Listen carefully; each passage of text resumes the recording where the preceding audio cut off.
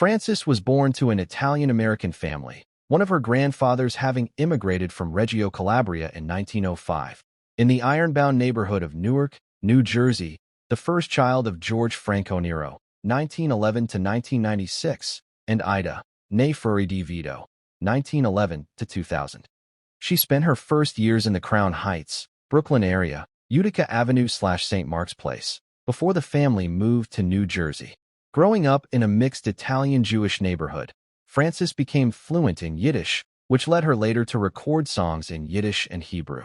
In her autobiography, Who's Sorry Now?, published in 1984, Francis recalls that she was encouraged by her father to appear regularly at talent contests, pageants, and other neighborhood festivities as a child singing and playing the accordion.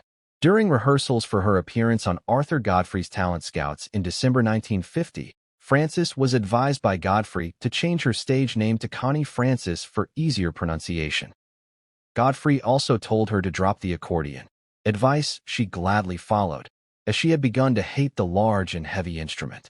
Around the same time, Francis took a job as a singer on demonstration records to bring unreleased songs to the attention of established singers and/or their management who might choose to record them for a professional commercial record. Francis attended Newark Arts High School in 1951 and 1952. Francis and her family moved to Belleville, New Jersey, where she graduated as salutatorian from Belleville High School class of 1955. Francis continued to perform at neighborhood festivities and talent shows, some of them broadcast on television, appearing alternately as Conchetta Franco Nero and Connie Franco Nero. Under the latter name, she appeared on NBC's variety show Startime Kids between 1953 and 1955. In 1996, Francis released the live album The Return Concert, Live at Trump's Castle.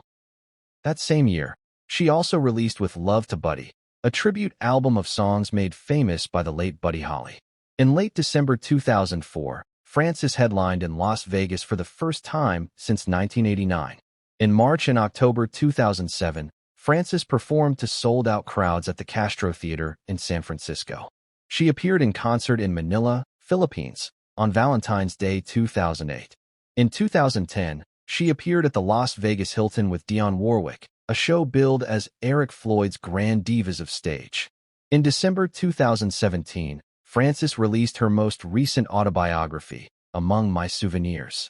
Connie Francis retired in 2018 and lived in Florida as of 2025. As of 2025, she was in a wheelchair due to a hip injury and was in therapy with hopes of a full recovery.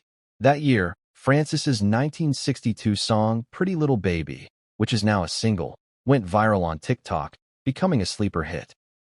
When reached for comment, Francis said that she had forgotten about the song but that she was pleased that her music, and the innocence it sought to represent, was being embraced by a younger audience. She had hoped to make a comeback appearance at an event hosted by Cousin Brucey in July 2025, but was unable to do so due to severe pain and a related hospitalization. While her singles were mostly kept in the then-current sounds of the day such as rock and roll, novelty songs, the twist, torch ballads, or the girl group sound created by Brill Building alumni Ellie Greenwich and Jeff Barry, Francis' albums represented her in a variety of styles, ranging from R&B, vocal jazz, and country to Broadway standards, children's music, waltzes, spiritual music, Schlager music, traditionals from various ethnic groups represented in the U.S., and select songs from popular songwriters of the day, such as Burt Bacharach and Hal David, or Les Reed. Early in her career, Francis was introduced to Bobby Darin, then an up-and-coming singer and songwriter. Darin's manager arranged for him to help write several songs for her. Despite some disagreement about material, after several weeks Darin and Francis developed a romantic relationship. Francis' strict Italian father would separate the couple whenever possible. When her father learned that Darin had suggested the two elope after one of her shows, he ran Darin out of the building at gunpoint.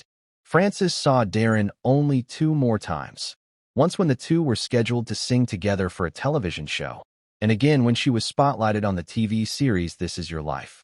By the time of the latter's taping, Darin had married actress Sandra Dee. In her autobiography, Francis stated she and her father were driving into the Lincoln Tunnel when the radio DJ announced Dee and Darin's marriage. Her father made a negative comment about Darren finally being out of their lives. Angered, Francis wrote she hoped the Hudson River would fill the Lincoln Tunnel, killing both her and her father. She later wrote that not marrying Darren was the biggest mistake of her life. Francis was married 4 times. In 1964, she was briefly married to Dick Canellis, a press agent and entertainment director for the Aladdin Hotel. In January 1971, she married Izzy Marion, a hair salon owner, divorcing 10 months later. In 1973, Francis married for the 3rd time, her only marriage to last more than a few months, to Joseph Garzilli, a restaurateur and travel agency owner. They divorced in 1977. She had no biological children. However, it was during the 3rd marriage that Francis adopted a baby boy, Joey.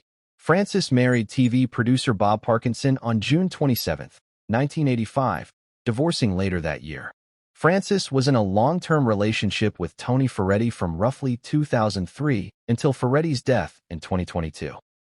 On February 13th, a video uploaded to her official YouTube channel featured Francis and Ferretti performing a duet of the song, "You Made Me Love You." In late June 2025, Francis revealed she had been experiencing pelvic pain on her right side and was advised that it was due to a fracture. She noted that she would need to rely on her wheelchair longer than anticipated while recovering. She was hospitalized in Florida on July 2nd due to a recurrence of extreme pain. She underwent a series of tests and examinations while in intensive care and was later transferred to a private room. In a Facebook post, she speculated that her symptoms might be related to the fracture. On July 4th, she reported feeling much better after a good night. Francis died on July 16th, 2025, aged 87, with her death confirmed by longtime friend Ron Roberts the following day.